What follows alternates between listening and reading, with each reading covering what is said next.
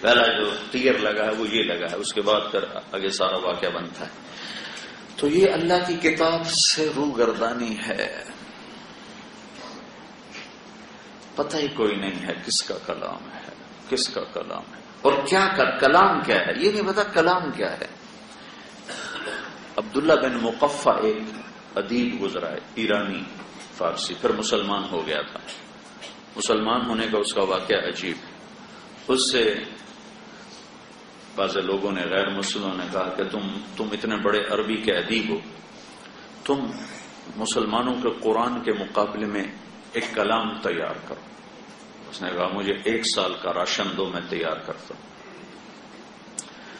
1 سال گھر بیٹھ گیا اور پورا سال گھر کی دہلیز سے باہر قدم نہیں نکالا اور کلام تیار کرتا رہا. 1 سال کے بعد اس نے ایک کلام تیار کیا اور مطمئن ہو گیا کہ یہ کلام میرا مسلمانوں کی کتاب سے میل کھاتا ہے.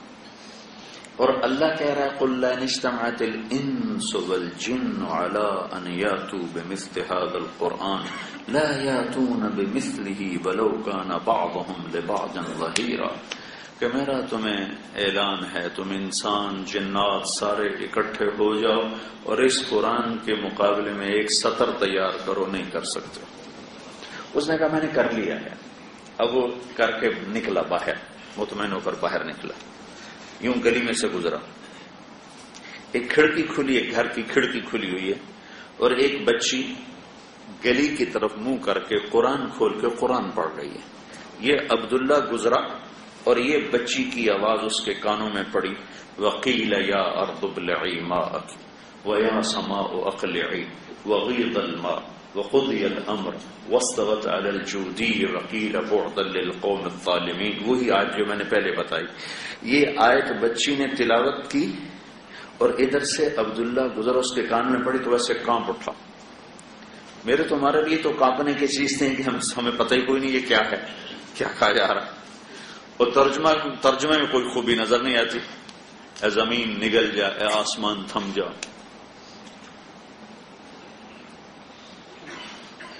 پانی ختم ہو گیا، اللہ کا امر پورا ہو گیا، کشتی جودی پہاڑ پہ لگ گئی. ترجمہ تو یہ ہے. اس میں کیا حسن تھا جس نے عبداللہ کو ہلا دیا، لرزا دیا. اور واپس گیا اور جا کر اپنا کلام اٹھایا اور اس کو پرزے کر کے پھاڑ کے کہنے لگا میری آیت، میرے کلام کو تو ایک جملہ کھا گیا، میں سارے قرآن کا مقابلہ کہاں سے کروں گا. کلمہ پڑھ لیا، مسلمان ہو گیا. اس کا الٹا کام اس کو راس آ گیا، کبے نو لاتوجی سیدھا ہو گیا.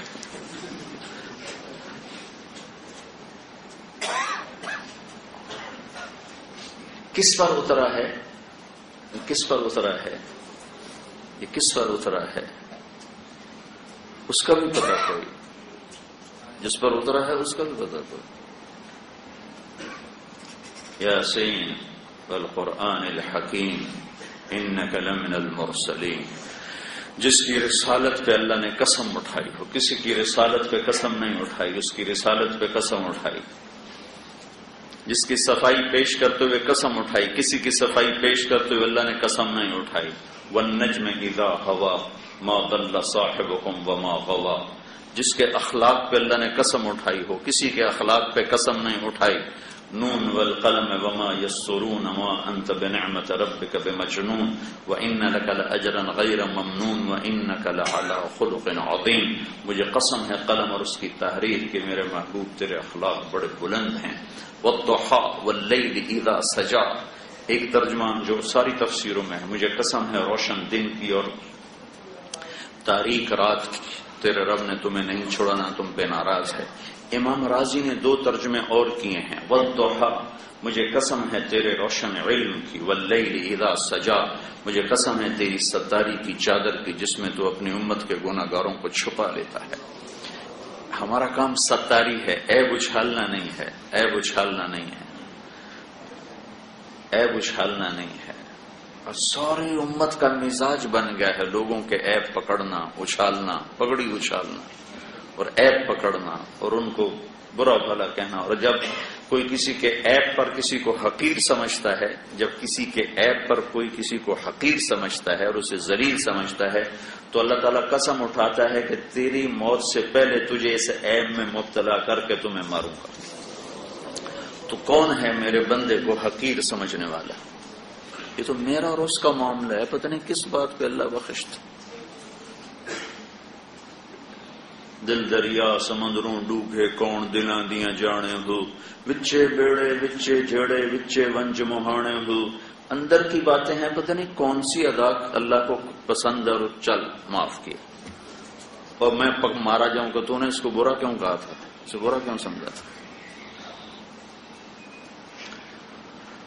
تیسرا ترجمہ بھی امام راضی نے کیا ہے والضحا، جو بہت خوبصورت ہے اور اگلے مضمون سے بڑا جوڑ کھاتا ہے. والضحا، مجھے تیرے روشن خوبصورت چہرے کی قسم. واللیل اذا سجا، مجھے تیری سیاہ زلفوں کی قسم. ما ودعک ربک وما قلا، نہ تیرے رب نے تمہیں چھوڑا ہے نہ تیرا رب تجھ پہ ناراض ہے. قریش مکہ وہی بند ہو گئی کچھ دن، تو قریش مکہ کہنے لگے ودعہ ربہ وقلا، اس کا رب اسے چھوڑ گیا، اس کا رب اسے چھوڑ گیا. تو آپ کو بڑا صدمہ ہوتا تھا. ایک دن حضرت اماں خدیجہ نے بھی کہہ دیا یا رسول اللہ، اللہ نے آپ کو چھوڑ تو نہیں دیا. اپنوں کی بات تو کھا جاتی. کہتے ہیں منصور حلاج کو لے جا رہے تھے قتل گاہ کی طرف، مقتل کی طرف، تو لوگ اس کو پتھر مار رہے تھے، وہ چپ کر کے جا رہے تھے. تو ابو بکر شبلی نے ایک کنکر اٹھا کے مارا، تو انہوں نے کہا ہائے. تو لوگوں نے کہا اتنے پتھر کھا کے تو نے آہ نہ کی، اس کے کنکر پر تیری ہائی کیوں نکلی؟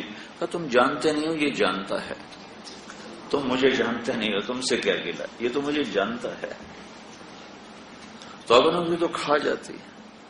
تو جب یہ اما خدیجہ نے کہا یا رسول اللہ، اللہ ناراض تو نہیں ہو گئے، اللہ نے چھوڑ تو نہیں گیا، تو پھر یہ آیت آئی جبریل والضحى واللیل اذا سجى. جس آدمی جلدی میں بات کرتا ہے نا، یہ اس لہجے میں یہ سورت اتری ہے والضحى واللیل اذا سجى ما ودعك ربك وما قلى وللآخرة خير لك من الأولى. جبریل تیزی میں اللہ کے نبی کی دل جوئی کے لیے، دلداری کے لیے، تسلی کے لیے تیزی میں کر رہا ہے. یہی طریقہ ہوتا ہے جب آدمی تیزی میں ہوتا ہے تو وہ ایسی بات کرتا ہے. تو یہ صورت واحد ہے جو اس انداز میں آئی ہے والضحى واللیل اذا سجى ما ودعك ربك وما قلى. جبریل کو کال لگی ہوئی کہ جلدی سے اللہ کا کلام پہنچا دوں اور آپ کے دل کے غبار کو دھو دوں. مجھے تیرے روشن چہرے کی قسم، مجھے تیری سیاہ زلفوں کی قسم. یہ کون ہے؟ یہ محمد بن عبداللہ ہے، بن عبد المطلب بن ہاشم بن عبد مناف بن قصی بن کلاب بن مرہ بن کعب بن لوی بن غالب بن فہر بن مالک بن نضر بن کنانہ بن خزیمہ بن مدرکہ بن الیاس بن مضر بن نزار بن معد بن عدنان بن اود بن حمیصہ بن سلامان بن عوس بن بوز بن قموال بن ابی بن عوام بن ناشد بن حیزا بن بلداس بن یدلاف بن طابخ بن جاحم بن ناحش بن ماخی بن عیفی بن عبقر بن عبید بن الدعاء بن حمدان بن سنبر بن یثربی بن یحزن بن یلحن بن ارعوا بن عیدی بن زیشان بن عیسر بن اقنار بن ایہام بن مقصر بن ناحد بن زارع بن سمی بن مزی بن عوض بن عرام بن قیدار بن اسماعیل بن ابراہیم بن آذر بن ناحور بن سروج بن رعو بن فائج بن عابر بن ارفخشاد بن سام بن نوح بن لامک بن متوشال بن ادریس بن یرد بن ملحل ایل بن قینان بن آنوش بن شیس اور بن آدم علیہ السلام. نزل به الروح الامین علی قلبک کتاب انزلناه الیک تبارک الذی نزل الفرقان علی عبده لیکون للعالمین نذیرا. یہ تین تکون ہیں، یہ جب دل میں اتریں گی تو پھر قرآن بھی سمجھ میں آئے گا، قرآن کا پیغام بھی سمجھ میں آئے گا. نہ اللہ کا پتہ ہو، نہ اللہ کے رسول سے عشق ہو، نہ اللہ سے عشق ہو، تو قرآن تو ایک اجنبی پیغام بن جاتا ہے. میرے نبی نے فرمایا تھا انکم فی زمان ہدنہ وَإِنَّ السَّيْرَ بِكُمْ لَسَّرِيعٌ أَفَلَا تَرَوْنَ إِلَى اللَّيْلِ وَالنَّهَارِ يُبْلِيَانِ كُلَّ جَدِيدٍ وَيُقَرِّبَانِ كُلَّ بَعِيدٍ وَيَأْتِيَانِ بِكُلِّ مَوْعُودٍ. قال مقداد ما الهدنة يا رسول الله؟ قال دار بلاء وانقطاع وإذا التبست عليكم الأمور كقطع الليل المظلم فعليكم بالقرآن فإنه ماحل مصدق وشافع مشفع من جعله أمامه قاده إلى الجنة ومن جعله خلفه ساقه إلى النار. کہ ایک دن آئے گا تم پر کالی رات کی طرح فتنے چھا جائیں گے اور حق و باطل کی تمیز مٹ جائے گی. تو پھر جب ایسا وقت آئے گا تو تم میری کتاب کو مضبوطی سے پکڑ لینا. الا وان الکتاب والسلطان سیفترقان فلا تفارق الکتاب. ایک دن آئے گا حکومت کا راستہ الگ ہوگا، قرآن کا راستہ الگ ہوگا. جب تمہیں موقع ملے اختیار کا اور چننے کا تو حکومت چھوڑ دینا، میری کتاب کو پکڑ لینا. تو میری کتاب کو مضبوطی سے پکڑنا. فإنه ماحل مصدق وشافع مشفع. جس کے بارے میں شفاعت کرے گا قبول کی جائے گی، جس کے بارے میں جھگڑا کیا جائے گا اس کا مانا جائے گا. جو اسے آگے رکھے گا اس کا ہاتھ پکڑ کے جنت میں پہنچائے گا، جو اس کو پیچھے کر دے گا اس کو دھکا دے کے جہنم میں گرائے گا. تو میرے عزیزوں، میرے بھائیوں، صرف ایک درس قرآن کافی نہیں ہے. پوری زندگی کی محنت سے زندگیوں کا رخ بدلتا ہے. تبلیغ میں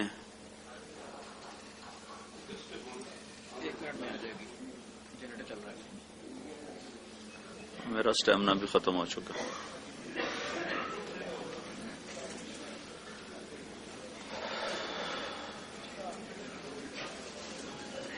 بس سے آتا ہے، صرف کتاب سے نہیں آتا. اہدنا الصراط المستقیم صراط الذین انعمت علیہم. صراط مستقیم کتاب اللہ، انعمت علیہم جو اہل اللہ ہیں. صحبت سے دین آتا ہے، صرف پڑھنے سے نہیں آتا ہے، صرف سننے سے نہیں آتا ہے. تو آپ سارا مجمع مبارک مہینے میں ہو، مبارک مجلس میں ہو، تبلیغ میں 4 مہینے لگانے کی نیت کرو. نیت کرتے نا انشاءاللہ 40 دن کی نیت کرو اور عملی طور پر اپنی زندگی کو بدلنے کے لیے محنت کرو، سیکھو. تو انشاءاللہ اس سے زندگی میں انقلاب آتا ہے. زندگی میں جو تبدیلی آتی ہے، تبدیلی کے لیے ماحول اور صحبت ضروری ہے. ماحول اور صحبت ضروری ہے. وہ کرتے کرتے کرتے کرتے یہ ابھی جو یوسف یوحنا کی بات فرما رہے تھے ہمارے بھائی، وہ ایک دن میں صرف ایک بیان سے نہیں وہ بدلا. وہ 3 سال مسلسل اس کو ماحول میں لاتے رہے.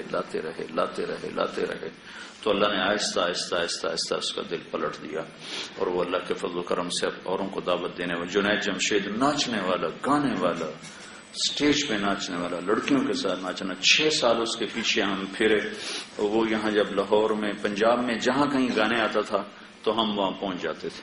رات 2 بجے اسٹیج سے اترتا تو اس کو گاڑی میں بٹھا کر ہم مسجد میں لے آتے تھے. 3 بجے اسٹیج سے اترتا اس کو گاڑی میں بٹھا کر مسجد میں لے آتے اور وہاں کو سلا دیتے تھے. اس کو نماز کے لیے بھی نہیں اٹھاتے تھے. جب اٹھتا تھا پھر اس کو کھلاتے پلاتے اکرام کرتے کرتے پھر 3 دن لگا لو، 3 دن لگا لو، ہر مہینے 3 دن لگا لو. وہ 3 دن لگاتا اللہ کے فضل و کرم سے پورے دین پہ چلنے والا بن گیا، دین کا داعی بن گیا، اللہ کے پیغام کو دنیا میں سنانے والا بن گیا. تو آپ سارا مجمع تبلیغ میں 4 مہینے کی بھی نیت کرو اور اپنی پوری زندگی کو اللہ اس کے رسول کے سانچے میں ڈھالنے کی نیت کرو. پوری زندگی کا خلاصہ 2 باتیں ہیں. ایک عبادت ہے جس میں نماز سب سے اعلیٰ درجے کی چیز ہے اور ابھی روزہ ہماری طرف متوجہ ہے. اور ایک اخلاق ہیں جس میں 3 چیزیں سر فہرست ہیں. ایک تصل من قطعک وتعطی من حرمک وتعفو عن من ظلمک. جو توڑے اس سے جوڑو، جو محروم کرے اسے عطا کرو، جو زیادتی کرے اسے معاف کرو. یہ 2 باتیں جس مرد عورت کے اندر آ جائیں گی پورا دین اس کے اندر آ جائے گا. یہ پورے دین کا عنوان ہے. عبادت ہماری بنیاد ہے اور اچھے اخلاق ہماری چھت ہیں. ہمارے پاس جو اس وقت دین ہے وہ عبادت والا دین ہے. اخلاق والا دین ہم بھول چکے ہیں، مٹ چکا ہے، صرف کتابوں میں رہ گیا ہے، مٹ چکا ہے. وہ مشکل ہے. عبادت کا دین آسان ہے، اخلاق والا دین مشکل ہے. اور اللہ تعالیٰ کے نبی نے تکمیل ایمان کو عبادت سے نہیں جوڑا، اخلاق سے جوڑا ہے. ایک صحابی نے عرض کی یا رسول اللہ میں ایمان مکمل کرنا چاہتا ہوں. تو آپ نے فرمایا حسن خلقک یکمل ایمان، تو اپنے اخلاق اچھے کر لے، تیرا ایمان مکمل ہو جائے گا۔ تو بھائی یہ چند باتیں میرے ذہن میں آئی تھیں، وہ میں نے آپ کی خدمت میں عرض کر دیں۔ اللہ تعالیٰ آپ کو ہم سب کو عمل کی توفیق بخشے۔